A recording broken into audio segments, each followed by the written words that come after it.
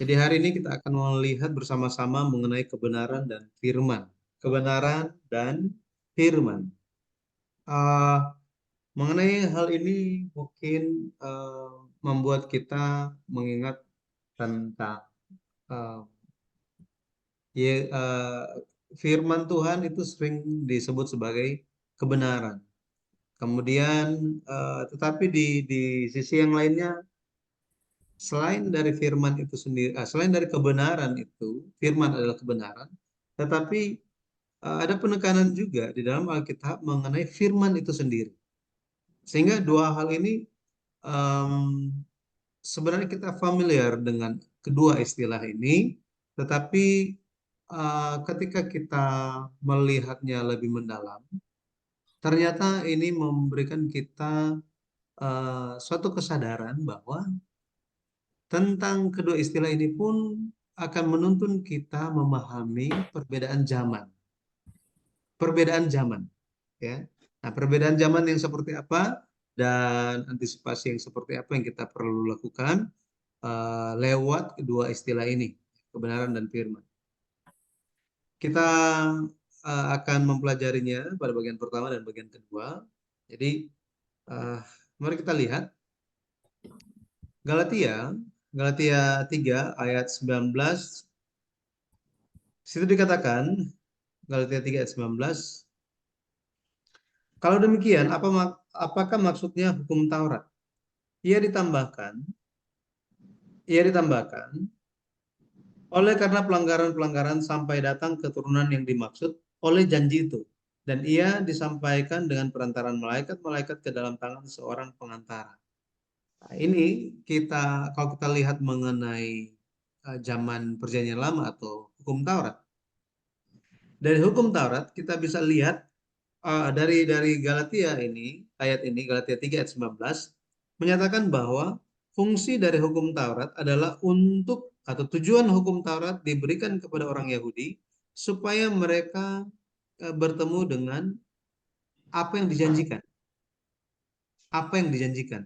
Sekarang, apakah yang dijanjikan itu? Yang dijanjikan adalah Yesus Kristus.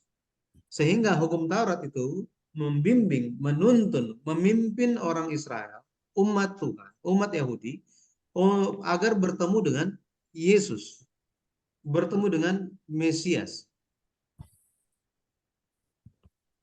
Sama seperti itu kita pun perlu untuk menyadari hal ini, sehingga kita ketika kita membaca Perjanjian Lama, kita bisa bertemu dengan Yesus. Ayat yang ke-24 dikatakan apa? Galatia 3 ayat yang 24. Jadi hukum Taurat adalah penuntun bagi kita sampai Kristus datang.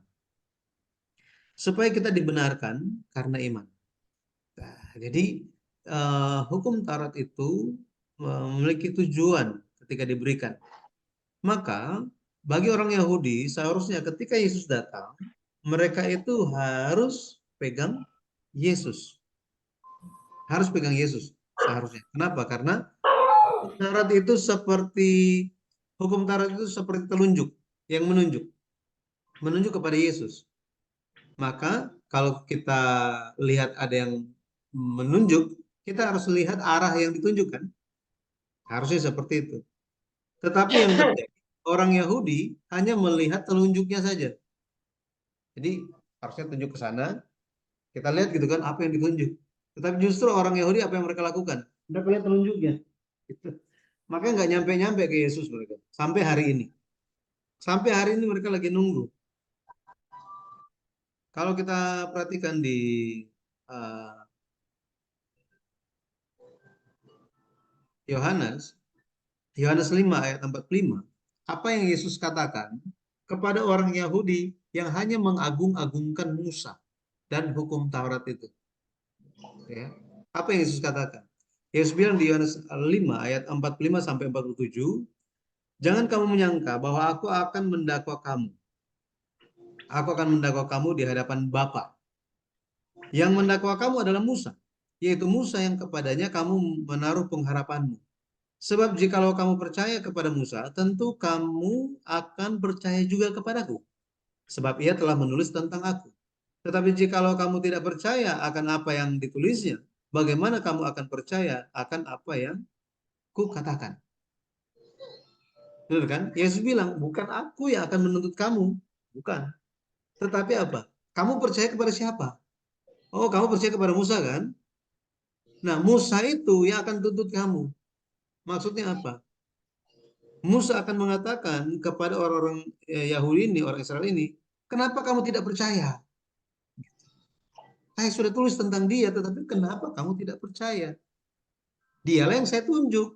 Kenapa kalian tidak melihat yang saya tunjuk itu? Nah, ternyata itu menjadi bukti bahwa mereka tidak percaya. Mereka hanya menaati hukum Taurat, hanya apa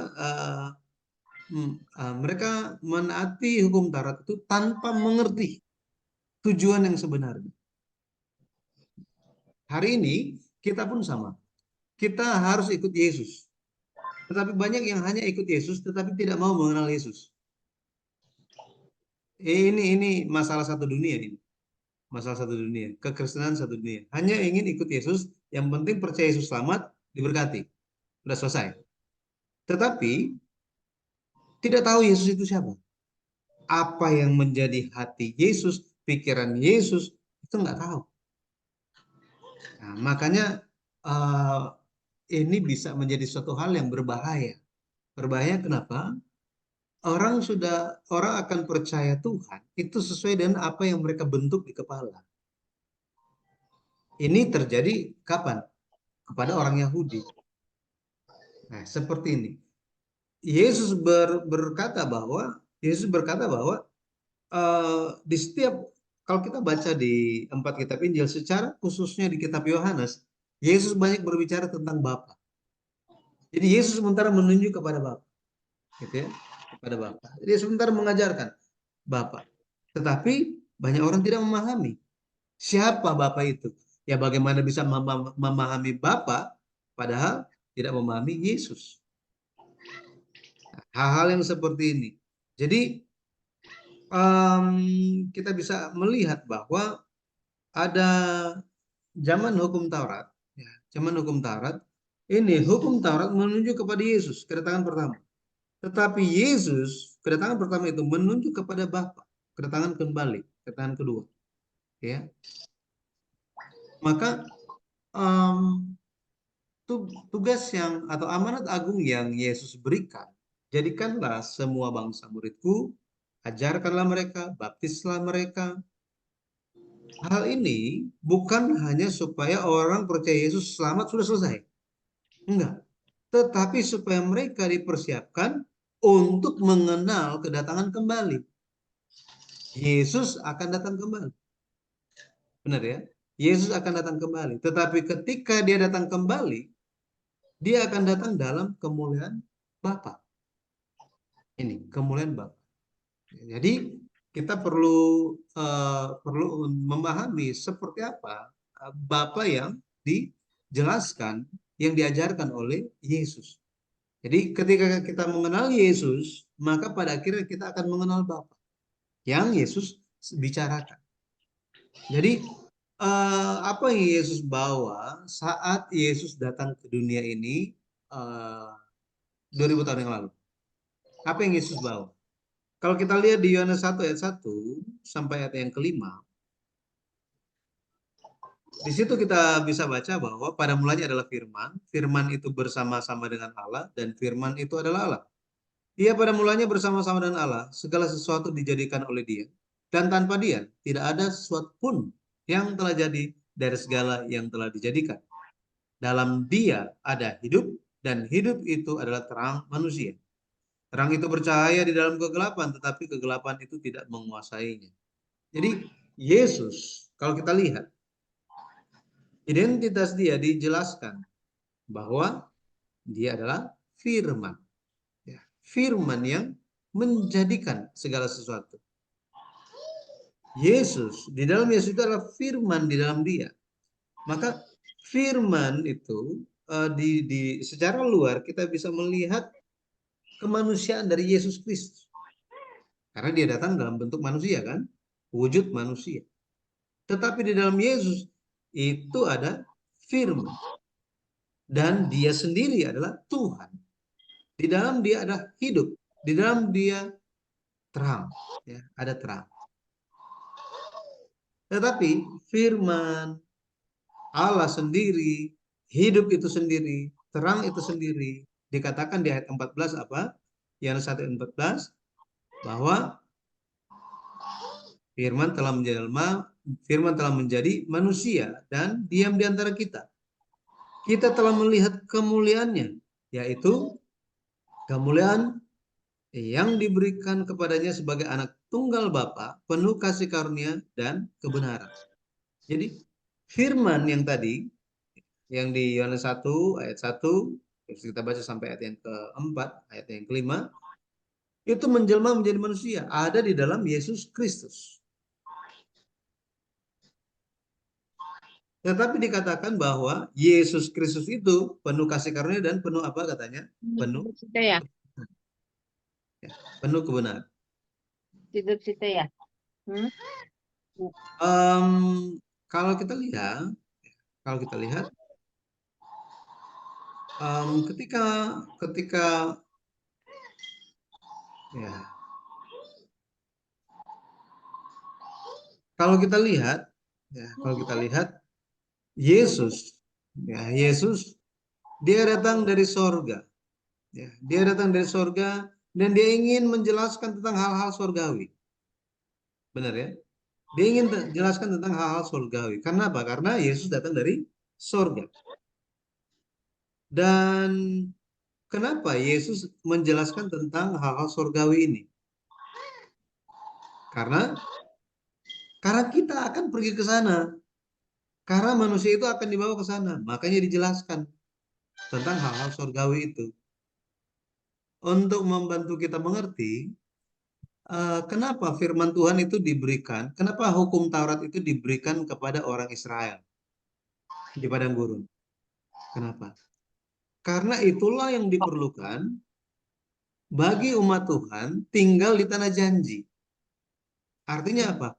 Untuk bisa tinggal di tanah perjanjian, maka perlu aturan-aturan, perlu sikap-sikap yang dijaga, perbuatan-perbuatan, bahkan hati yang seperti apa yang perlu dimiliki oleh orang yang percaya, oleh umat perjanjian, supaya bisa tinggal di tanah janji. Makanya kita pun perlu ada aturan dari Tuhan supaya kita bisa tahu cara hidup di kerajaan surga itu seperti apa. Nah, semua orang sudah terpaku kepada hukum Taurat. Ini orang Yahudi kan? Mereka sudah terpaku. Oh ya, jangan begini, jangan begitu, harus begini, harus begitu, harus lakukan ini, harus lakukan itu. Nah, Yesus datang menguraikan kepada mereka bahwa apa? Itu kalian lakukan di bumi kan? Semua perbuatan-perbuatan itu. Tetapi intinya, hati kalian itu harus seperti apa? Bahwa kalian harus melakukannya dengan dasar hati yang benar. Oh, saya tidak membunuh. Saya tidak membunuh. Berarti saya nggak punya dosa dong. Yesus bilang apa? Barang siapa marah kepada saudaranya, barang siapa membenci, ya sudah membunuh. Artinya apa? Artinya Yesus ingin mengajarkan bahwa kebenaran yang kalian miliki saat ini itu ya, kebenaran itu berubah. Harus maju maksudnya. Gitu ya. Harus maju. Selama ini berpikir bahwa apa? Oh ya, hukum Taurat mengatakan ini. Hukum Taurat mengatakan jangan membunuh, jangan ambil nyawa orang. Itu adalah dosa. Tetapi Yesus datang, Yesus menjelaskan bahwa kalau marah, kalau benci, maka itu sudah melanggar. Sehingga kita bisa lihat kebenaran apa yang sudah ada di pikiran orang Yahudi ternyata maju, berubah, gitu ya, berubah. Maksudnya berubah gimana? Berubah dalam hal perintah Yesus itu adalah bukan hanya tampak di luar, tetapi di dalam hati. Tidak bisa tinggal di dalam kerajaan sorga itu dengan apa? Oh, saya nggak membunuh. Kemudian hatinya penuh kebencian. Itu tidak bisa. Maka Yesus ingin menjelaskan mengenai hal-hal surgawi. Hal-hal surgawi. Di Yohanes 1 ayat yang kelima, tadi kita baca, Yohanes 1 ayat yang kelima, di situ dikatakan bahwa terang itu bercahaya di dalam kegelapan, dan kegelapan itu tidak menguasainya. Maksudnya apa? Maksudnya, orang-orang Yahudi, mereka itu telah menyaksikan terang itu, tapi mereka tidak bisa memahami terang tersebut. Mereka tidak bisa memeluk terang itu. Nggak bisa paham. Gitu ya. Nggak bisa paham. Makanya, karena hal-hal surgawi itu tidak bisa diterima, karena hal surgawi itu tidak bisa diterima, pada akhirnya Yesus berbicara tentang satu hal yang bisa dimengerti, menggunakan hal yang lain. Apa itu? Itu yang disebut sebagai kebenaran, gitu ya, kebenaran atau fakta, ya, fakta, truth. Di lapangan terjadinya seperti apa? Itulah yang disampaikan. Hal-hal yang dimengerti oleh dunia, hal-hal dunia supaya bisa dimengerti. Maka kita kembali lagi, apa perbedaan antara kebenaran dan firman? Kebenaran dan firman. Dua hal ini sering digunakan di dalam Alkitab sebenarnya, ya. Sering digunakan, tetapi sedikit berbeda artinya. Sedikit berbeda artinya. Seperti tadi saya katakan, kebenaran, truth, itu berbicara mengenai hal-hal yang kita miliki di dunia ini. Misalnya, ya, tadi Ibu Linda cerita gitu kan, giginya sakit katanya. Giginya sakit, ya kan? Sekarang masih sakit. Tetapi ketika terus dirawat, ada pemulihan yang tepat gitu ya, sambil berdoa, pada akhirnya satu ketika ya Ibu Linda sudah sembuh dan ya sudah nggak ada halangan untuk datang bergabung untuk apa kopi darat dengan ibu-ibu semua gitu ya. Misalnya seperti itu. Jadi kebenaran hari ini, fakta Ibu Linda hari ini kondisinya dan ke fakta minggu depan, kebenaran minggu depan itu apa? Berubah kan? Berubah. Sekarang masih nggak nyaman giginya, minggu depan sudah nyaman, sudah oke. Jadi faktanya berubah, gitu ya, berubah. Ada perubahan-perubahannya, ya. Sama seperti dulu orang berbicara tentang dunia itu, bumi itu datar, betul ya? Bumi itu datar. Ternyata bumi itu bulat. Ya, sekarang ada konspirasinya lagi muncul lagi gitu ya. Nah, kemudian dulu orang berpikir bumi adalah pusat dari tata surya. Itulah kebenaran. Tetapi ketika waktu berlalu, oh, ternyata apa? Ternyata pusat dari bumi adalah matahari. Pusat tata surya adalah matahari. Maka em, kebenaran ini, kebenaran ini diterima atau sebuah fakta ini diterima sebagai sebuah kebenaran, kebenaran secara umum ya di dunia ini, maka orang-orang akan lihat, oh inilah karena apa? Saat ini. Tetapi ketika waktu berlalu terjadi suatu perubahan, maka kebenaran itu pun bisa berubah. Maksud saya bukan saya katakan bahwa kebenaran firman itu atau kebenaran dari Yesus Kristus itu berubah, bukan. Bukan itu, gitu ya. Tetapi kita sementara melihat bahwa kebenaran adalah mengenai hal-hal yang ada di bumi ini. Hal-hal yang di hal yang di bumi ini, hal yang bergantung kepada fakta dan waktu di bumi ini. Tetapi firman itu berbeda. Firman Tuhan itu berbeda. Ya. Ayat yang menjelaskan kepada kita dengan sangat baik adalah Mazmur 85 ayat 11 kalau elektronik. Ayatnya yang dalam bahasa Indonesia, versi Indonesia itu ayat yang ke-12. Mazmur 85 ayat 12 dikatakan, kesetiaan akan tumbuh dari bumi dan keadilan akan menjenguk dari langit. Truth shall spring out of the earth, and righteousness shall look down from heaven. Di sini ada dua kata yang digunakan. Truth dan apa? Righteousness. Dalam pemahaman umum, truth dan righteousness sama-sama artinya benar atau kebenaran. Benar ya? Udah sama kan? Oh, dia orang yang benar. Kita bilang apa? Oh, he is righteous. Nah, ini righteous. Orang yang benar.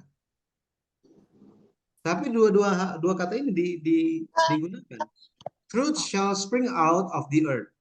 Jadi ini bicara tentang kebenaran. Truth itu akan tumbuh dari bumi. Kemudian kebenaran, righteousness ini akan menjenguk dari sorga katanya. Banyak orang, contoh lainnya gitu kan. Kalau kita lihat, Yesus Kristus ketika dia datang ke bumi ini, dia ingin menjelaskan tentang sorga. Tetapi ketika dia coba menjelaskannya, banyak orang tidak memahami. Pada akhirnya, dia menjelaskan kerajaan sorga lewat perumpamaan. Mengerti ya? Perumpamaan. Yesus banyak sekali menggunakan perumpamaan. Tujuannya apa? Untuk menggambarkan hal-hal sorga. Itu. Ingin menggambarkan, ingin menjelaskan tentang kerajaan sorga. Ini. Jadi, Yesus ingin memberikan kebenaran, the righteousness ini, tetapi mereka tidak bisa mengerti. Pada akhirnya, Yesus hanya memberikan kepada mereka hal-hal yang di bumi. Hal yang di bumi. The truth, kebenaran itu. Ya, makanya tadi, kembali lagi, Yohanes 1 ayat yang kelima, akan agak sulit untuk orang Israel, milik kepunyaan Tuhan itu, untuk memahami terang itu. Sulit untuk memahami. Kenapa? Karena mereka itu hidup dalam kegelapan, dan mereka tidak mau menerima terang itu. Nah ini, tidak mau menerima terang itu. Yesus mengajarkan dalam perumpamaan, ya, supaya bisa mengerti apa yang ingin Yesus jelaskan, itu hal-hal surgawi. Jadi ini yang tadi, kebenaran ada kadaluarsa, tetapi firman tidak pernah berubah. Benar ya? Makanya kita selalu firman Tuhan itu kekal selama-lamanya. Langit dan bumi akan berlalu, tetapi perkataanku tidak akan berlalu. Selalu bicara tentang apa? Firman. Terus dikatakan bahwa daun-daun, tumbuh-tumbuhan, semua yang ada di bumi ini, semua itu akan rumput menjadi layu, yang menjadi kering, tetapi firman Allah itu kekal selama-lamanya. Jadi ini dibandingkan. Betapa kita perlu memahami seperti apakah dunia firman Tuhan itu. Seperti apakah dunia firman yang tidak pernah berubah. Banyak kita tahu bahwa kekristenan itu telah berkembang, telah maju sampai hari ini. Dan banyak juga ahli teologi, komentar-komentar Alkitab, bahkan pendeta-pendeta atau orang Kristen pada umumnya melihat bahwa perumpamaan yang Yesus sampaikan itu sudah tidak relevan lagi. Nah ini, tidak relevan lagi dengan zaman sekarang. Oh, Yesus menggunakan perumpamaan ini, perumpamaan itu, kalau digunakan zaman sekarang, nah itu udah nggak bisa itu. Udah nggak cocok gitu ya. Banyak yang menganggap seperti ini. Kenapa? Karena mereka melihat perumpamaan-perumpamaan yang Yesus lakukan, atau semua apa ya, kisah-kisah atau simbol teka-teki yang ada di dalam Alkitab itu sudah tidak relevan lagi di zaman sekarang. Makanya lagu-lagu zaman sekarang itu sudah nggak ada puitisnya lagi. Langsung semuanya. Karena zaman puitis-puitis itu sudah lewat. Nah, saya kalau ketemu dengan orang-orang yang pencinta musik, mereka bilang apa? Tahun 80-an Tahun 80-an itu merupakan the golden era dari musik katanya. Kenapa? Karena benar-benar ketika mau menciptakan lagu itu mereka sangat merenungkan sampai pergi kemana-mana cari ilham gitu ya, mengungkapkan isi hati sampai-sampai perlu dipahami, didengarkan untuk bisa memahami apa isi dari atau tujuan dari sebuah lagu. Oh zaman sekarang enggak, langsung aja bicara, I love you langsung gitu ya. Kalau zaman dulu, oh engkau bagai apa gitu ya. Kenapa? Zaman sekarang udah nggak relevan. Nah, mereka coba menerapkan hal yang sama kepada Alkitab, gitu. Tetapi sebenarnya di balik firman yang disampaikan oleh Yesus Kristus, di balik sekali lagi, di balik perumpamaan yang Yesus sampaikan, itu ada makna firman yang tidak berubah sampai hari ini. Sekali lagi ya, di balik perumpamaan yang Yesus sampaikan, ada firman, ya ada firman yang tidak berubah, yang ingin disampaikan bahkan kepada kita hari ini. Coba kita lihat Markus, kita lihat ya. Sebentar saya uh, hari kita lihat Markus 4, Markus 4 ayat yang ke-30 ya. Ayat yang ke-30 dikatakan begini. Katanya lagi, ini Yesus ya. Katanya lagi, kata Yesus lagi katanya. Dengan apa hendak kita membandingkan kerajaan Allah itu? Atau dengan perumpamaan manakah hendaknya kita menggambarkannya? Jadi Yesus ingin menjelaskan langsung, dia ingin cerita langsung. Rahasia itu tentang kerajaan sorga, dia ingin sampaikan langsung. Hal-hal sorgawi, hal-hal rohani, dia ingin langsung sampaikan. Tetapi apa? Manusia terlalu sulit untuk memahaminya. Terlalu sulit untuk memahaminya. Pada akhirnya, Yesus apa? Menggunakan apa? Perumpamaan. Suatu fakta apa yang dipahami oleh orang-orang di zaman itu. Di zaman itu. Ini yang Yesus lakukan. Maka kita bisa melihat begini, bahwa truth ya, kebenaran ini berbicara mengenai hal-hal duniawi. Hal-hal duniawi.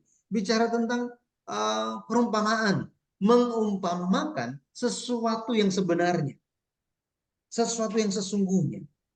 Mengumpamakan, bener kan? Mengumpamakan, perumpamaan. Dan ini bicara tentang hal-hal yang kelihatan dengan mata. Kelihatan mata. Inilah kebenaran yang kelihatan dengan mata. Tetapi firman, word, ya, firman, ini bicara tentang hal-hal surgawi. Hal-hal surgawi. Dan ini disampaikan secara langsung, terus terang apa adanya. Terus terang apa adanya. Dan hal ini merupakan hal-hal yang tidak kelihatan. Hal-hal yang tidak kelihatan. Jadi lewat lewat hal dunia, lewat perumpamaan, lewat hal yang kelihatan, maka kita bisa melihat itu suatu kebenaran, pada akhirnya manusia bisa percaya. Benar ya? Seperti ini. Tetapi sebenarnya Yesus ingin sampaikan, Yesus ingin kita percaya tentang apa? Hal-hal yang tidak kelihatan itu. Hal-hal surgawi. Coba kita kembali dalam Alkitab di Yohanes pasal 3. Kita tahu tentang Yohanes 3 ayat 16 gitu ya, ayat hafalan satu bumi. Akan tetapi kalau kita lihat konteksnya, bicara tentang Nikodemus yang lagi ngobrol dengan Yesus. Dia ngobrol dengan Yesus. Kalau kita lihat ayat yang ke-12, jadi sebelum ke-12 gitu ya.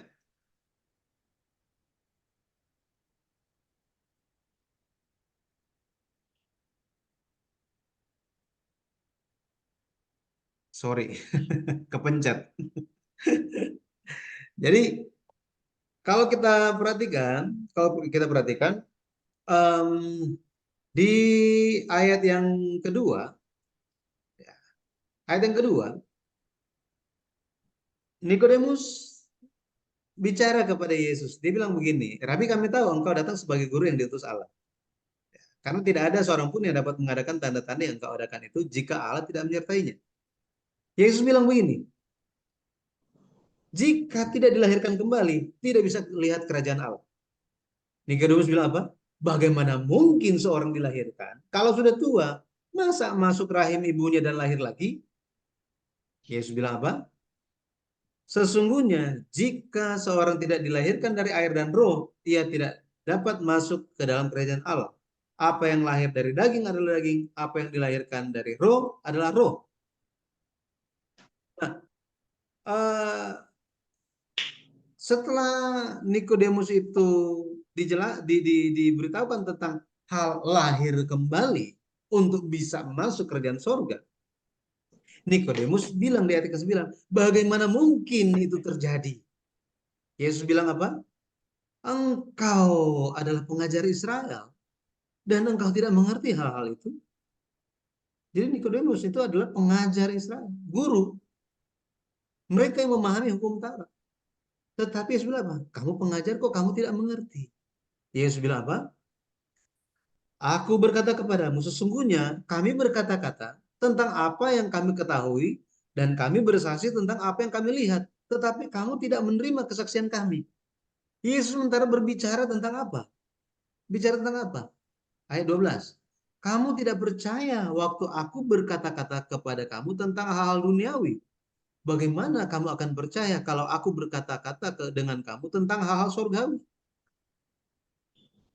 Jadi tentang hal lahir baru, menjadi manusia baru, masuk kerajaan sorga itu tidak akan bisa jika seseorang tidak menjadi manusia baru. Nggak bisa. Dia harus lahir kembali. Lewat apa? Air dan roh. Air dan roh. Untuk bicara mengenai hal ini, untuk menjelaskan tentang hal ini, Yesus bicarakan pakai contoh apa? Lahir, gitu ya, lahir kembali. Kemudian bicara mengenai angin, gitu ya.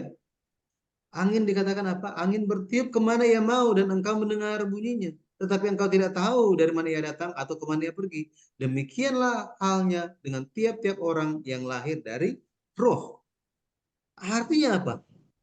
Artinya tidak kelihatan roh itu, tetapi mengalaminya. Demikianlah harus lahir dari roh. Mengenai hal ini, kalau kita lihat, ya dipisahkan di sini, ya dipisahkan bahwa apa? Yesus ingin menjelaskan tentang eh, Yesus ingin menjelaskan tentang hal sorgawi, tetapi pada akhirnya dunia sorgawi itu, hal sorgawi itu tidak bisa dijelaskan, maka Yesus bicara tentang hal dunia, hal yang ada di dunia. Yohanes 4 ayat 24 di situ dikatakan Allah adalah roh, Allah itu roh dan barang siapa menyembah dia harus menyembahnya dalam roh dan kebenaran. Roh dan kebenaran, menyembah dia dalam roh dan kebenaran katanya. Ya. Roh itu tidak kelihatan. Firman juga tidak kelihatan. Tetapi kebenaran itu kelihatan. Nah ini, kebenaran itu kelihatan. Bagaimana kapan manusia itu um, miss dalam hal penyembahan di dalam roh dan kebenaran ini?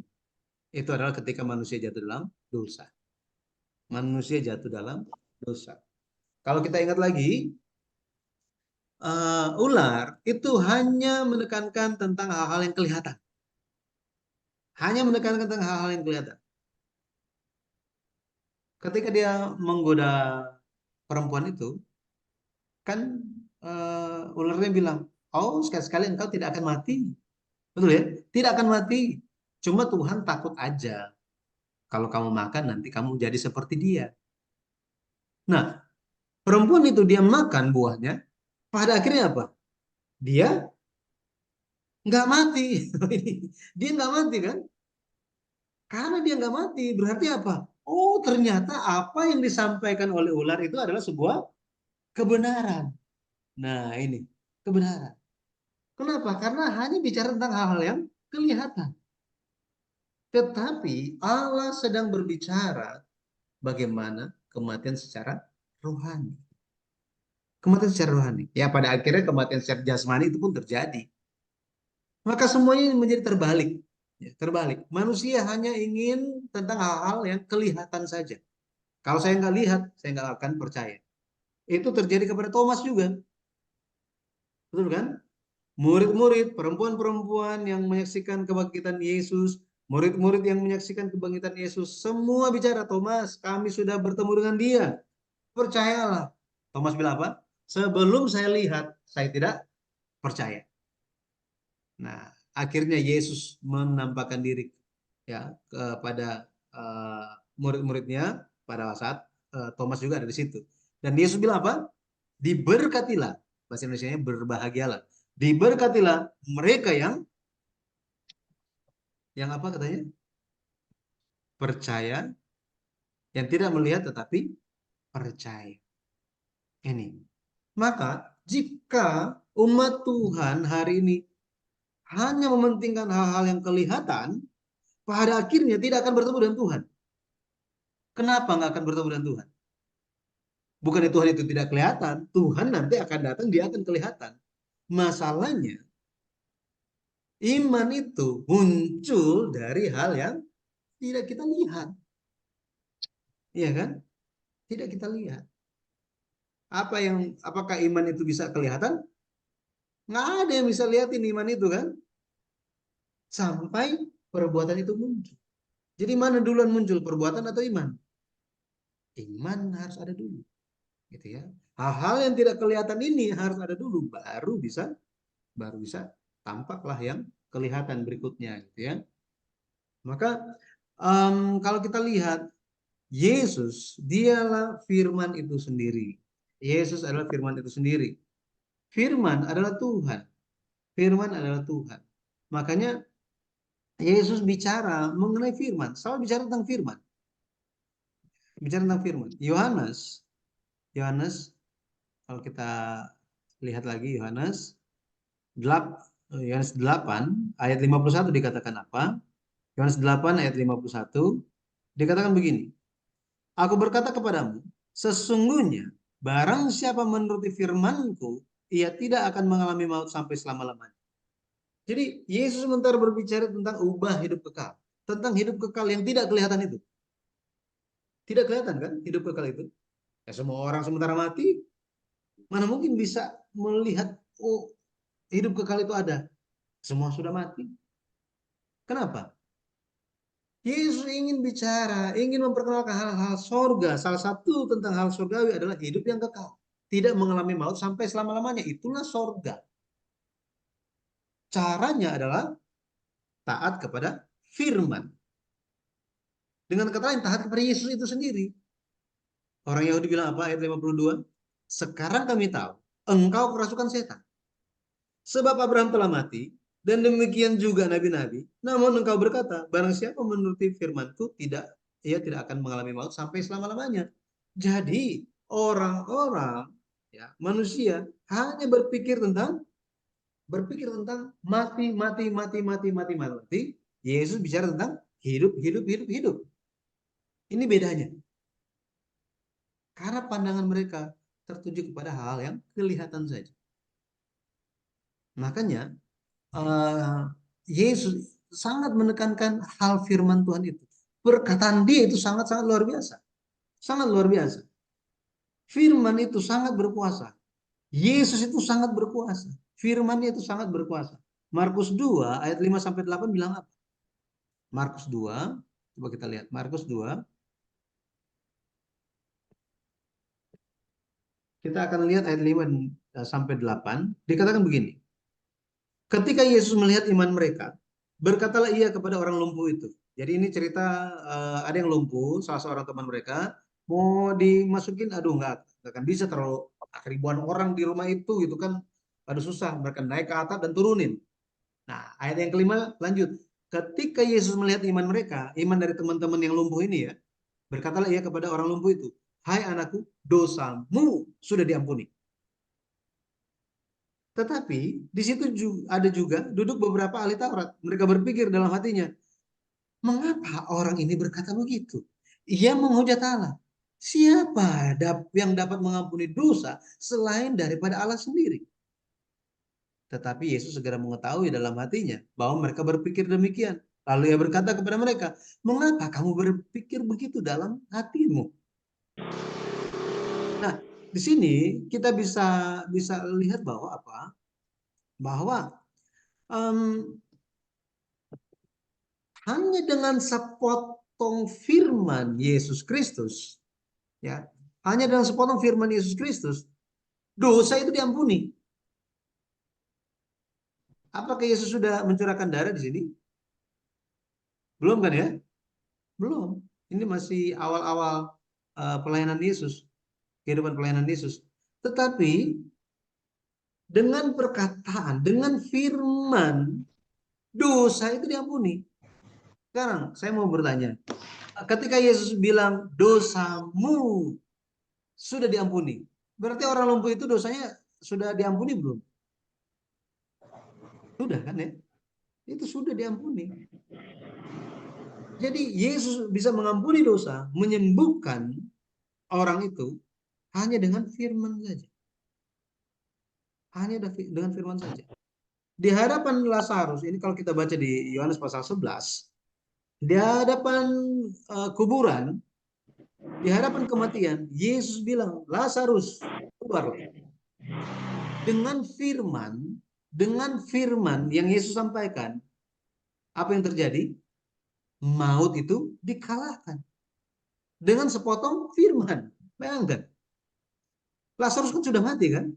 Jangankan itu, anak muda yang di kota Nain, Yesus lagi jalan-jalan, tiba-tiba ada iring-iringan orang yang mati gitu kan? Yesus bilang apa? Ya udah berhenti di sini. Yesus kasihan kepada sang janda itu. Yesus bilang, bangkit, bangkit dia. Tahu itu yang Yesus bilang itu tali takum, ya kan? Jadi anak perempuan Yairus yang sudah mati itu akhirnya bangkit lagi. Jadi kematian itu, maut itu tidak berdaya di hadapan firman Yesus. Nah, inilah suatu firman dunia hidup yang luar biasa yang Yesus ingin berikan. Tetapi kepada firman itu tidak ada yang menerimanya. Tidak ada yang terima. Terang itu bercahaya dalam kegelapan, tetapi kegelapan itu tidak memahaminya, tidak menerimanya. Maka Yesus Kristus gitu ya, Yesus Kristus. Kita tahu bahwa ada darah yang dicurahkan. Kita semua diampuni dosa kita gara-gara darah di atas kayu salib, benar ya? Darah di atas kayu salib. Darah yang kelihatan itu, darah yang kelihatan itu. Kita diampuni. Tetapi ternyata apa? Ternyata dengan firman yang tidak terlihat itu, dosa bisa diampuni.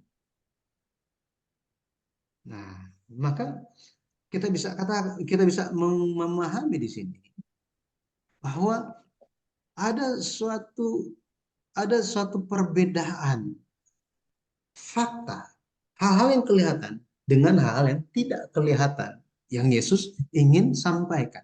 Dunia firman Tuhan itu. Yohanes 6 ayat 63 katakan apa? Yohanes 6 ayat 63 di situ dikatakan, ini Yesus katakan, rohlah yang memberi hidup. Daging sama sekali tidak berguna. Perkataan-perkataan yang kukatakan kepadamu adalah roh dan hidup. Jadi di dalam firman Yesus itu ada roh, ada hidup, ada kuasa. Ada kuasa. Inilah yang membedakan perkataan Yesus dan perkataan manusia. Beda. Ya. Firman, ya, firman. Dikatakan pada mulanya adalah firman.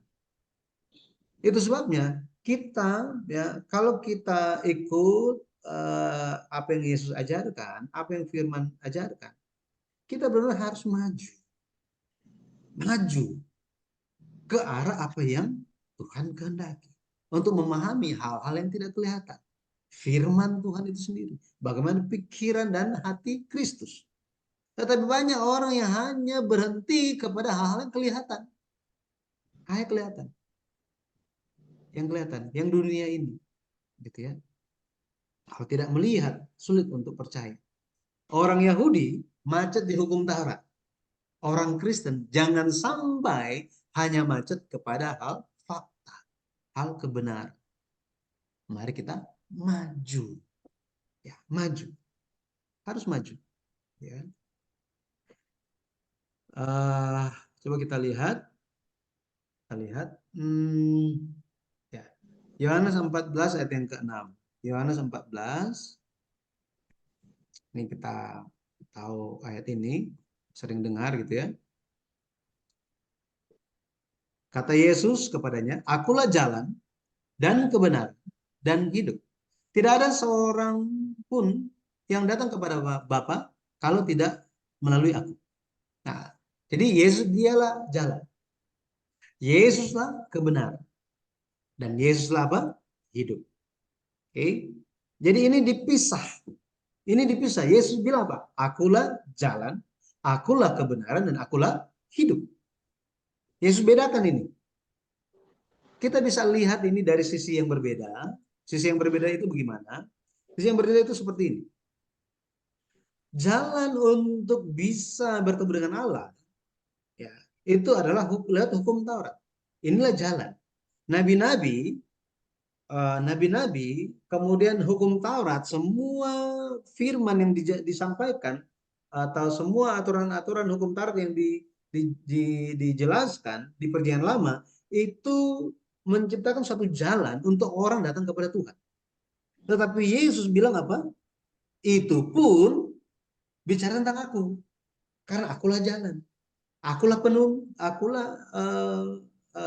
jalan itu. Untuk datang kepada Tuhan harus lewat saya.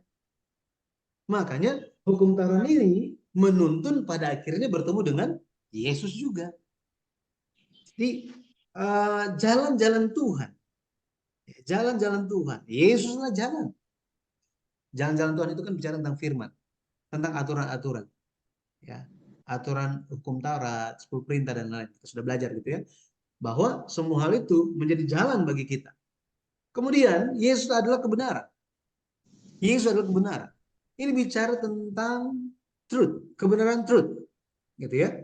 Perumpamaan tentang hal-hal yang kelihatan. Ini bicara tentang Yesus di Perjanjian Baru. Yesus di Perjanjian Baru. Dan Yesus ini dan kebenaran ini ingin membawa kita kepada hal-hal surgawi. Firman.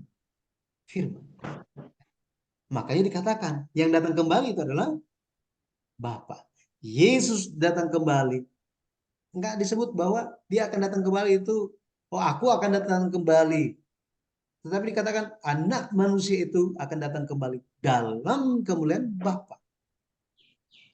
Makanya Yesus selalu bicara, aku dan Bapa adalah satu.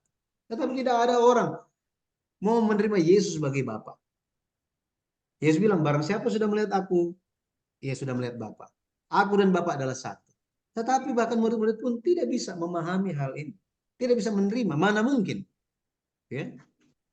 Tetapi Yesus akan datang kembali. Dan ketika dia datang kembali, dikatakan bahwa namanya adalah apa? Firman Allah. Nah ini, firman Allah. Inilah, ketika dia datang, dia memberikan kita hidup. Hidup yang kekal. Hidup yang kekal. Inilah kebenaran, righteousness. Ya, kalau kita lihat Wahyu, kita tidak bisa selesaikan semuanya, tapi kita akan lanjut dalam kesempatan selanjutnya, gitu ya. Kita Wahyu, kita lihat Wahyu.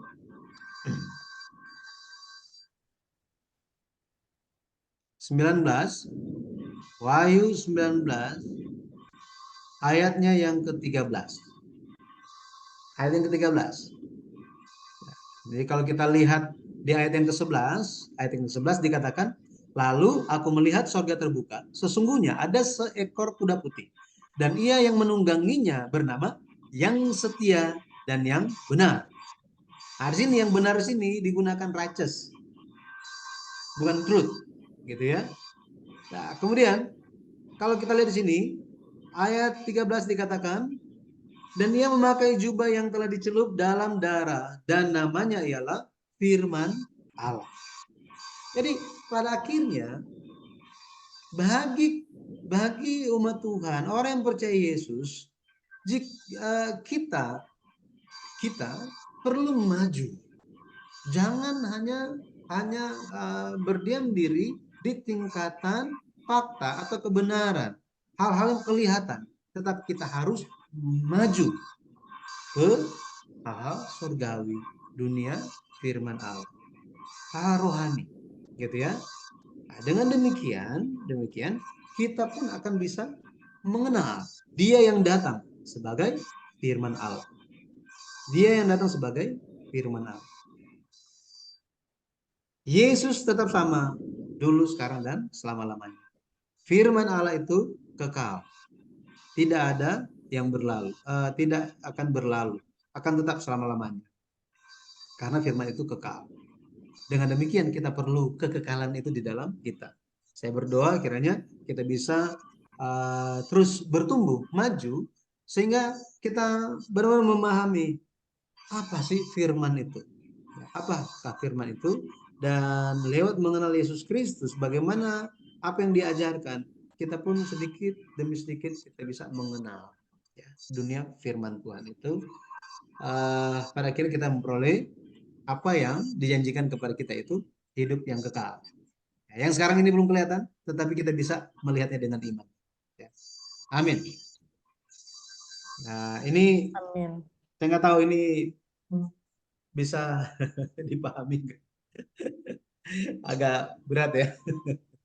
Pak Yudi selama ini yang kita pahami itu sepertinya begini Pak,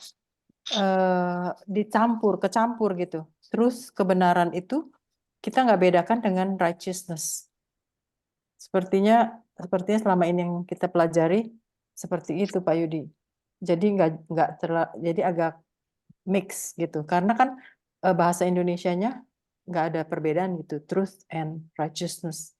Jadi kebenaran, righteousness juga kebenaran gitu. Tapi kalau dalam bahasa aslinya itu ada dibedakan nggak Pak? Antara yang tadi yang truth-nya itu atau righteousness-nya itu? Itu dibedakan. Oh, dibedakan bahasa Itu aslinya. dibedakan. Bahasa aslinya pun dibedakan. Itu dua Jadi kata yang berbeda. waktu we are talking about akulah jalan dan kebenaran itu, dia pakai truth yang mana itu maksudnya saya? Itu truth. Itu truth. Kebenaran truth, bukan righteousness. I am the way, the truth. Nah, Iya. iya kan? The truth. Jadi ketika tadi kan saya bilang kita bisa melihat dari sisi yang lain bahwa apa? Ketika Yesus datang, ya, Yesus akhirnya memperkenalkan kebenaran yang faktual, yang kelihatan dengan mata. Benar kan? Ya, everything yang tuduh dengan kehidupan dia di duniawi lah tadi kan Ya, apa seperti levelnya itu dan kelihatan gitu-gitu yang kan? kelihatan. Oke, which is Itu. ya berarti benar. Itu. Makanya dia tidak berhenti. I am the truth. Ya kan? I am the way, the truth, and the life. Gitu kan? The life. Jadi Tuhan the life, sering, maaf Pak Yudi. Jadi the life itu adalah yang righteousness. ya, life itulah yang bicara tentang menunjuk kepada righteousness. Kenapa? Karena ini bicara tentang apa yang datang dari surga. Gitu ya. Hidup itu, hidup di mata manusia itu apa sih? Hidup di mata manusia itu begini nih. Nah, ini hidup. Ada nafas. Ada nafasnya. Ya.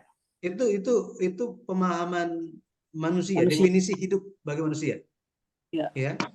Tetapi hidup menurut Tuhan itu suatu hal yang berbeda. Gitu ya. Satu yang berbeda. Bagaimana kita bisa tahu? Kita bisa lihat kepada waktu Tuhan menciptakan. Ketika Tuhan menciptakan manusia dari debu tanah, kemudian diberikan apa? Nafas hidup. Hidup. Betul ya, nafas hidup. Kemudian dia menjadi makhluk yang hidup. Ini manusia. Binatang, bagaimana mereka diciptakan? Dari tanah. Binatang. Ini merupakan suatu ekspresi. Ya, suatu ekspresi. Tetapi kalau kita lihat binatang, loh bukannya mereka bernafas sama kayak kita? Benar ya? Binatang juga bernafas kan? Tetapi Kejadian 2 ayat 7, ayat 19 tidak bicara mengenai nafas yang bukan ini. Tetapi roh yang nafas yang Allah berikan kepada manusia itu adalah apa? Itu bicara tentang roh Allah. Roh Allah. Gitu ya. Ayub 33 ayat yang keempat. Nafas yang Maha Kuasa telah menjadikanku. Roh Allah telah menjadikanku. Kitab Ayub bicara seperti itu. Jadi semua yang ada di dunia ini, semua yang kelihatan telah terjadi dari apa yang tidak terlihat. Itu di kitab Ibrani. Ya. Nah, coba kita lihat ya kitab Ibrani ya, mungkin supaya Ibrani bisa. berapa, Pak? Ibrani, coba kita lihat Pak, Ibrani. sorry. Tadi Ayub berapa, Pak? Ayub 33 ayat 4. 3 ayat 4. Oke. Ayub 33 ayat 4. Kemudian coba kita lihat kitab Ibrani 11. Ibrani 11 ayat yang ketiga.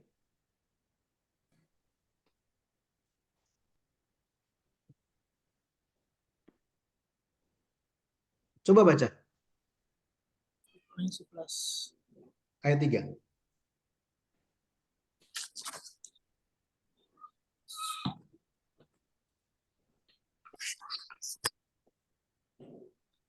Karena iman kita mengerti bahwa alam semesta telah dijadikan oleh firman Allah. Sehingga apa yang kita lihat telah terjadi dari apa yang tidak dapat kita lihat. Benar kan ya? Ibu-ibu pernah suka atau pernah baca komik? Gitu ya. Kalau komik itu ada orangnya, terus ada awan di sini. Ketika dia bicara, ada tulisan di sini kan? Nah, seperti itu. Tapi ketika saya bicara begini, apakah ada kan muncul itu? Nggak ada. Nggak ada kan? Itu tidak terlihat perkataan itu. Gitu ya. Firman Allah itu tidak terlihat, tidak kelihatan. Allah itu tidak kelihatan. Tetapi ketika dia menciptakan segala sesuatu itu terjadi dari apa yang tidak terlihat, yang tidak kelihatan. Sorga, ya sorga, bagi tetangga kita itu terlihat sangat jelas, tapi bagi kita tidak, gitu kan? Karena tetangga kita bilang sorga di telapak Kaki itu, ya kan orang Kristen nggak kayak gitu. Mana sorga di telapak kaki ibu? Enggak kan? Sorga itu merupakan suatu hal, suatu dunia yang tidak kelihatan, tetapi kita melihatnya dengan iman. Nah ini, makanya firman itu adalah yang tidak kelihatan, tidak kelihatan. Hidup kekal itu kita belum lihat, betul ya? Belum lihat, tapi kita menantikan hal itu. Nafas, kembali nafas tadi, gitu kan? Yang membedakan jadi apa? Roh Allah yang membedakan manusia dan binatang. Nafas itu apa? Sama. Binatang juga bernafas. Benar kan ya? Binatang juga bernafas, tetapi secara spesifik dikatakan bahwa Kejadian 2 ayat yang ke-7 bahwa ketika itu manusia Allah membentuk manusia itu dari debu tanah dan memberikan nafas hidup kepadanya. Nafas hidup di sini bicara tentang roh Allah. Iya. Roh Allah. Roh Allah itu ada yang bisa lihat? Nggak ada. mengenai Roh Kudus dikatakan apa? Itu seperti, bentar saya laptopnya udah lowbat. Jadi seperti angin, benar ya? Seperti angin. Yesus kan bilang lahir kembali katanya, lahir kembali. Seperti angin, kita dengar bunyinya, kita bisa merasakannya. Tetapi harus lahir baru. Artinya apa? Lewat air dan roh. Lewat Roh Kudus kita harus lahir kembali. Tanpa Roh Kudus siapa yang bisa lahir baru?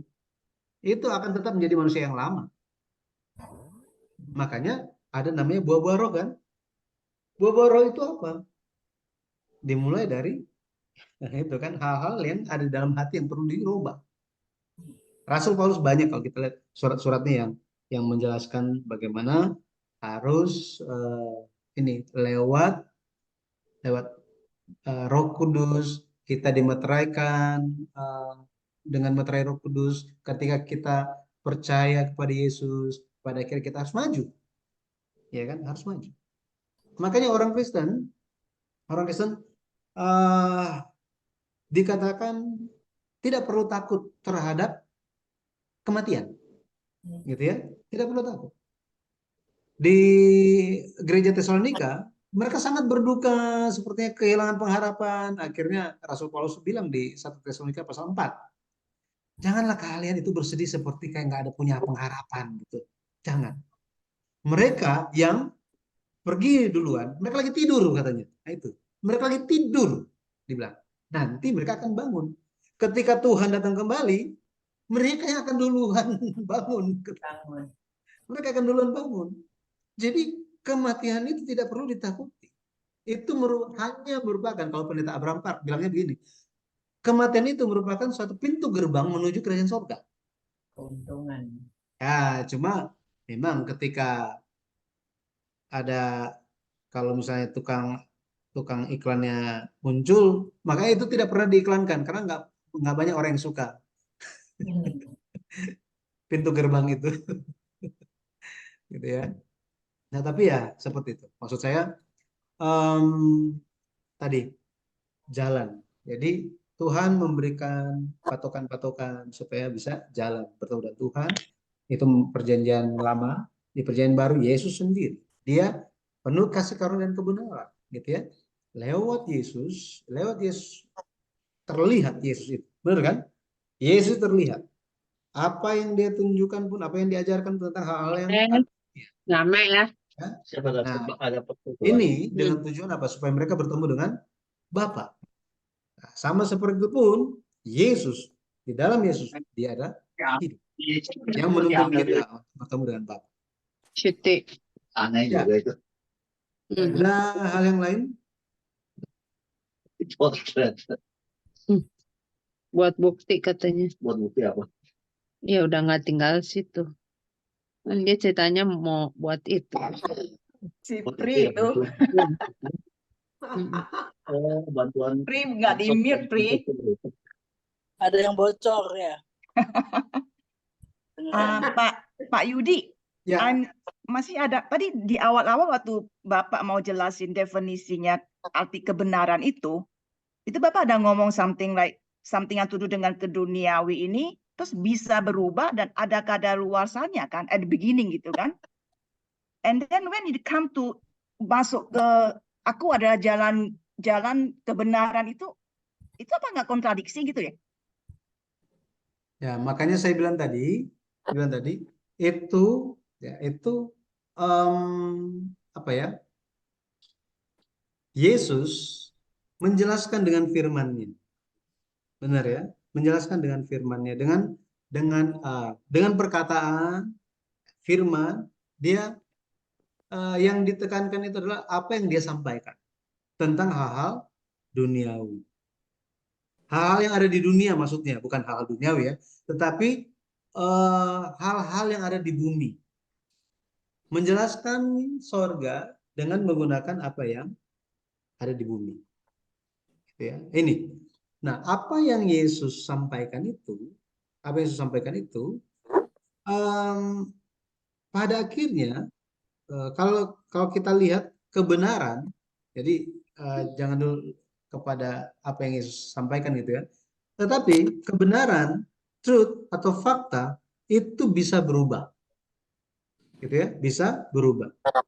No, I think if we are talking the same literally doang ya kan buat orang bingung gitu. Literally ya. The truth-nya itu loh. I think if Pak ini jelasinnya kayak begitu, kayaknya waktu nanti Yesus bilang I am the truth, karena they use the same word gitu loh kan. Jadinya kan agak bingung gitu. Ngerti nggak maksudnya Bapak? Maksudnya saya.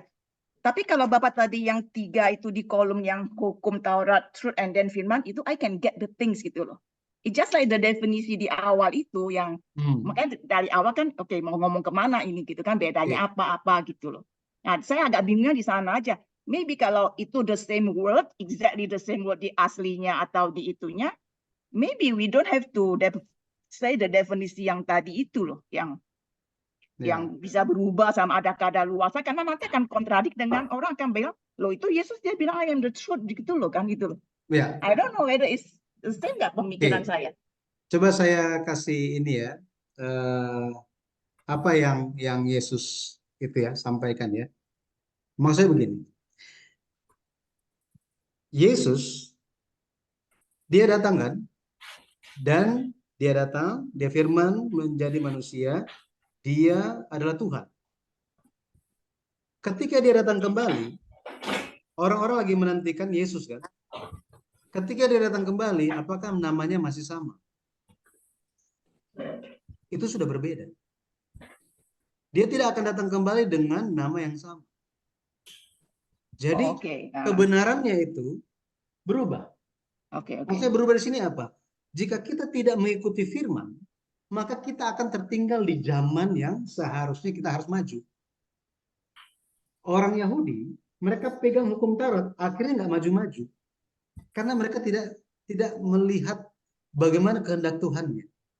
Di zaman Yesus, Yesus ingin orang-orang maju bertemu dengan Bapa.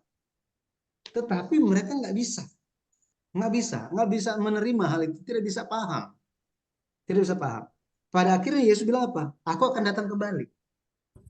Aku akan pergi, aku akan datang kembali. Tetapi Yesus bicara, anak manusia akan datang, diiringi oleh malaikat-malaikatnya di atas awan. Aku akan datang anak manusia akan datang kembali dalam kemuliaan Bapa. Nah, ketika Yesus bicara mengenai perumpamaan kebun anggur, masih ingat gitu ya? Perumpamaan kebun anggur berbicara tentang, oh ya ini Bapak, ya Bapak, ini pemilik kebun anggur, dia ada kebun anggur, dia sewakan. Ketika waktu panen, dia kirim pengerja-pengerja. Tetapi nggak dikasih, justru dipukul, ada yang dibunuh. Dia berpikir bahwa apa? Oh, kalau saya kirim anak saya, maka mereka akan segan. Tetapi justru ketika dikirim, dibunuh. Pada akhirnya, pemilik itu bilang apa? Aku sendiri akan datang. Nah, Yesus sampaikan ini untuk menjelaskan zaman. Nanti setelah tema kebenaran dan firman, kita akan lanjut kepada tema zaman itu, ya, times. Yesus berbicara tentang masa hamba, ya, masa hamba-hamba yang diutus untuk tagih buah. Itu zaman perjanjian lama. Nabi-nabi diutus, tetapi dibunuh dan ditolak. Yesus bicara tentang perumpamaan tentang anak dari pemilik kebun anggur itu datang, tetapi dibunuh. Ini bicara tentang apa? Yesus sendiri, gitu ya. Tetapi Yesus bilang, pada akhirnya siapa yang akan datang? Yang akan datang adalah pemilik itu, Bapa dari anak itu akan datang. Yesus katakan bahwa dia akan datang kembali dalam kemuliaan Bapa. Aku dan Bapa adalah satu. Jadi kalau kita lihat di sini terjadi perubahan di dalam zaman. Kehendak Tuhan, firman di zaman, firman untuk perjanjian lama, kemudian firman di perjanjian baru, dan di zaman akhir itu seperti apa. Kita harus ikut itu semua. Jangan berhenti. Jangan berhenti. Nah, ini maksudnya, gitu ya, supaya nggak miss itunya. Itu maksudnya, bukannya, oh berarti kalau kebenaran itu berubah, ada kadaluarsa, berarti Yesus ada kadaluarsa dong. Berarti Iya, perkataan Yesus kadaluarsa, bukan itu maksudnya. ya, ngerti Tetapi, sekarang. tetapi firman Tuhan itu ada pada masa-masanya. Kalau kita tidak ikut, nah kita bisa terjebak di masa yang seharusnya kita tinggalkan. Nah ini maksudnya. Ya, Nah, ngerti Pak. terima kasih udah tanya ya. Ya, jadinya bisa kita pahami lagi. Silakan, ada yang mau sampaikan sesuatu lagi? Jadi gini Pak Yudi ya, bisa Pak Yudi, saat ini kita sebetulnya sudah di dalam masa akhir ya Pak, bisa diartikan. Iya, karena anaknya kan, anak dari pemilik kebun anggur itu kan sudah mati. Iya betul. Jadi begini, ini kan sekarang selalu kalau kita dengar firman, selalu yang bicarakan itu bagaimana sesungguhnya hati kita ini melekat akan firman ini. Jadi jangan hanya tahu, melakukan, tapi bagaimana kita mesti masuk lebih dalam lagi di Tuhan itu sungguh-sungguh bekerja dan kita berserah penuh apapun yang terjadi dalam kehidupan kita. Bagaimana Tuhan itu betul-betul maha kuasa, maha kasih, dan maha pengampun. Jadi kita betul-betul untuk sungguh-sungguh masuk lagi supaya Tuhan Yesus itu betul-betul ada di hati kita dan kita percaya penuh. Contohnya ya soal sakit ya, maunya seperti yang saya alami Pak. Yang sakit ini memang di mana membuat secara manusia kan semua gerakan itu kan terbatas. Tapi di dalam hal ini yang Tuhan rindukan itu ya tubuh ini kan yang harus lebih dalam untuk hati kita ini yang minta bagaimana supaya kita untuk percaya kematian itu seperti Pak Yudi bilang itu sebetulnya ya memang bukan kita tidak mati, kita akan hidup bersama Dia. Dan pada Tuhan datang dalam kemuliaannya justru kita akan bangkit duluan begitu loh Pak. Jadi ada sebenarnya yang masuk lebih dalamnya itu memang untuk akhir-akhir daripada penantian kita berziarah di dunia ini makin jelas sepertinya Pak. Kalau kita sungguh-sungguh untuk menyerahkan penuh hidup kita di tangan Tuhan Yesus. Ya, terima kasih. Ya, ya benar seperti yang Ibu Vina sampaikan. Kalau kita baca kitab Wahyu, kitab Wahyu itu ditulis dalam perumpamaan, simbol, dan sangat sulit untuk dipahami. Tetapi ketika kita menerima kasih karunia Roh Kudus, dan kita mengikuti pelajaran-pelajarannya, pada akhirnya kita bisa memahami misalnya satu hal. Dan saya pun ketika saya mempelajari itu dan menerima kasih karunia Tuhan, untuk memahami bahwa oh ya, kenapa perlu untuk mengikuti pelajaran-pelajaran ini dan menjalani kehidupan iman. Di Wahyu 14 ayat 1, Wahyu 14 ayat 1 itu berbicara mengenai ada 144.000 orang yang memiliki nama Bapa dan Anak pada dahi mereka. Gitu. Pada dahi mereka ya. Ada nama Bapa dan nama Anak Domba itu. Dan apa yang mereka lakukan? Mereka selalu ikut kemanapun anak domba itu pergi. Selalu ikut kemanapun anak domba itu pergi. Jadi kita bisa perhatikan di sini bahwa anak domba berbicara mengenai Yesus Kristus.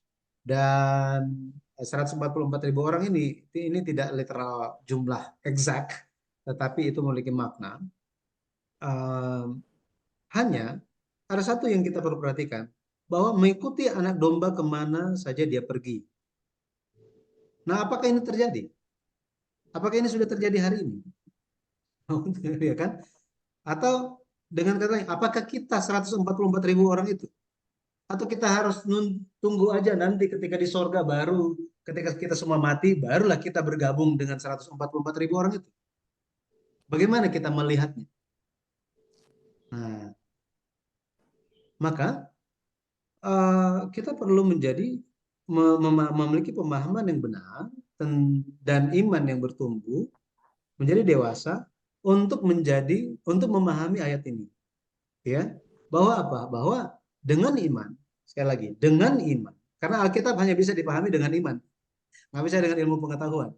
Dengan iman, kita adalah 144.000 orang itu, dengan iman, gitu ya. Tetapi kita perlu memiliki nama Bapa dan nama anak domba itu. Artinya apa? Di kepala kita harus ada pikiran dari Bapa, pikiran dari Yesus itu harus ada di kita.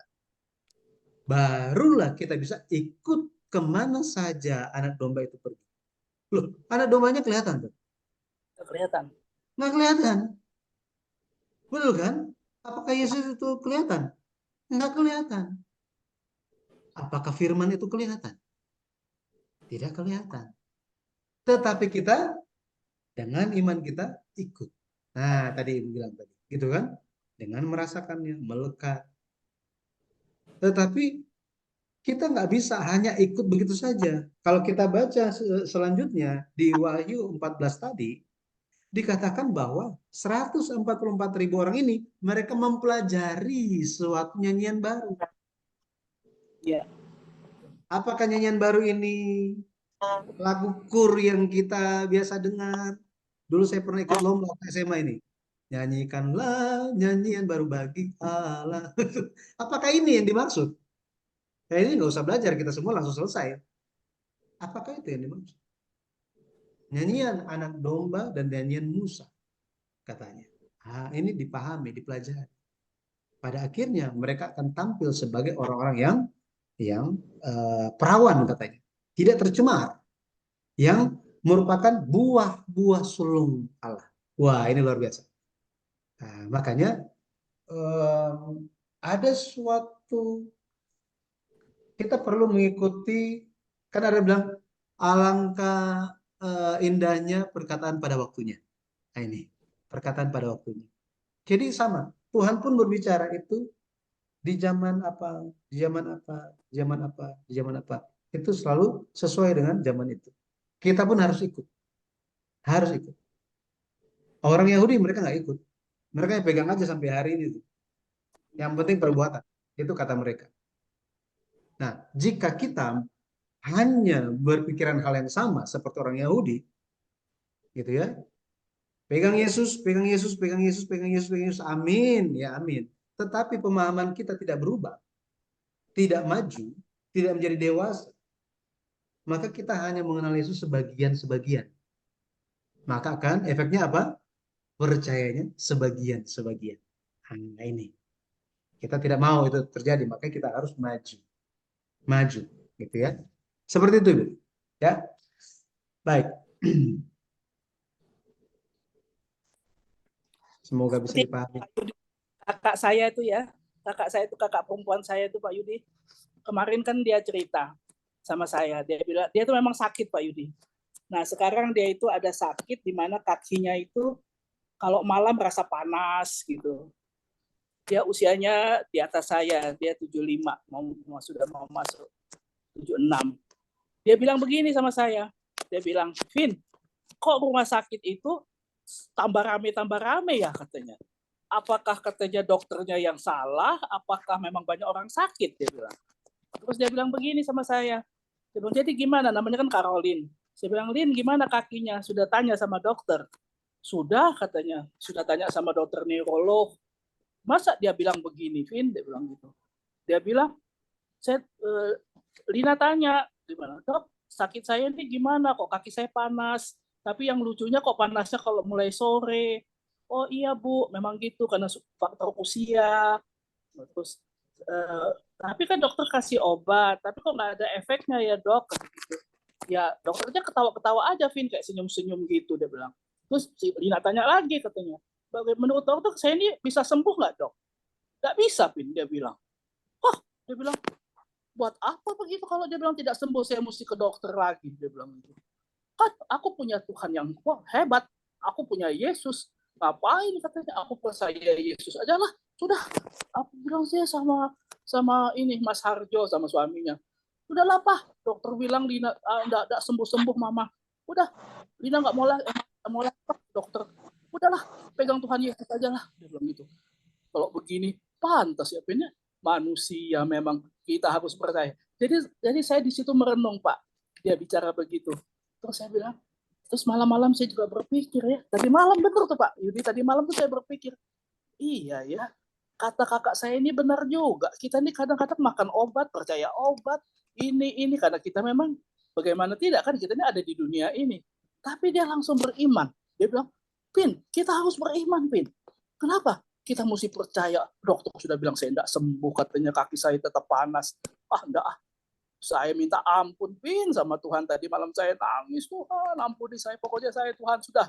Kalau memang sudah waktunya Tuhan mau bawa saya pulang, katanya gitu. Tapi saya sudah, katanya. Kok dokter sudah bilang saya tidak sembuh lagi? Oh, saya tidak percaya. Dia bilang, Pin, dia bilang. Jadi memang kadang-kadang, Pak, lewat kejadian-kejadian hidup, kalau saya pikir-pikir lagi, memang Tuhan ini di akhir-akhir ini menggiring kita ya, apa ya, Pak, betul-betul pegang Tuhan lah Pak, memang dalam saat-saat terakhir ini memang kita tidak usah baik hal dalam ekonomi, sakit penyakit, kehidupan, semua. Terus tadi pagi tuh tadi malam saya cerita sama pembantu saya bilang iya ya, kalau dipikir-pikir ya, saya bilang gitu, hidup kita ini apa ya, semua tuh kalau kita berserah penuh Pak ya, rasa sakit itu pun, pusing-pusing pun jadi hilang Pak, kadang-kadang nggak minum obat. Hati yang gembira itu betul-betul Pak, kita bawa pujian penyembahan aja, atau kita udah kuat lagi Pak. Ya. Iya Pak, itu yang Vina bisa cerita itu Pak. Sekarang saya pikir tadi saya mau ikut Zoom sama Pak Yudi ini menceritakan soal apa gitu ya, soal kita kayak dulu kita belajar firman itu. Kok Pak Yudi ini kok ceritanya tentang firman dan kebenaran ini kok kayaknya nyambung lagi cerita saya dengan kakak saya ini Pak. Kayak tambah diteguhkan gitu loh Pak. Ya. Bukan secara kebetulan saya rasa ini Pak. Kayaknya Pak Yudi itu menjelaskan ini saya langsung berpikir, iya ya, benar ya. Jadi kita bukan hanya cukup masa pada saat ini. Jadi kita harus maju terus sampai Tuhan datang, kemuliaan dia sebagai kemuliaan, bukan sebagai dia datang sebagai Yesus Kristus pada sebelumnya itu, perjanjian baru. Terima kasih banyak Pak Yudi. Pak Yudi, itu Ibu Vina berarti iman timbul dari perdengaran akan firman Tuhan Pak ya. Amin. Dan Amin. hidup bergaul dengan Tuhan itu bisa terjadi hal-hal yang gitu Pak. Ya. Diberi pengertian khusus gitu ya Pak ya. Ya, kok karena nggak mungkin otomatis begitu Pak, itu kan ada ada prosesnya ya Pak ya, benar nggak Pak? Baru bisa seperti Ibu Vina punya pengertian kayak gitu loh Pak. Ya, itu ya kan, pekerjaan Pak? firman, pekerjaan Roh Kudus luar biasa di dalam kita. Iya. Jadi bagaimana pada akhirnya itu bisa masuk. Itu berarti itu Pak, firman menjadi remah ya Pak ya. Amin. Di dalam hidup. Iya, di dalam hidup. Iya, puji Tuhan. Makasih Bu Vina. Tuhan. Bagus. Terima kasih. Ya, baik. Menguatkan. Terima kasih Pak Yudi. Terima kasih. Ini saya nggak tahu ini kita tinggal. Oh, ada 10 orang ya? Iya, tapi masih 10 Pak. Nggak muncul video-videonya. Iya. Oh ya, oke. Ya baik kalau gitu. Dan kita akan ketemu lagi dalam kesempatan selanjutnya. Iya. Kita tutup sama-sama dengan doa Bapa kami. Bapa kami yang di sorga, dikuduskanlah namamu, datanglah kerajaanmu, jadilah kehendakmu di bumi seperti di sorga. Berikanlah kami pada hari ini makanan kami yang secukupnya, dan ampunilah kami akan kesalahan kami, seperti kami juga mengampuni orang yang bersalah kepada kami. Dan jangan bawa kami ke dalam pencobaan, tetapi lepaskanlah kami dari yang jahat. Karena Kau yang punya kerajaan dan kuasa dan kemuliaan sampai selama-lamanya. Amin. Amin. Terima kasih Tuhan Yesus Makasih Pak memberkati. Yudi, makasih Makasih, teman-teman Pak semua. Yudi. Sampai Sehat ketemu semuanya. minggu depan ya. Terima kasih Pak Yudi, Bye. terima kasih Terima kasih. semua. Bu Rian, Bye. Ibu Meti, Bu Didi, semuanya ya. Bye.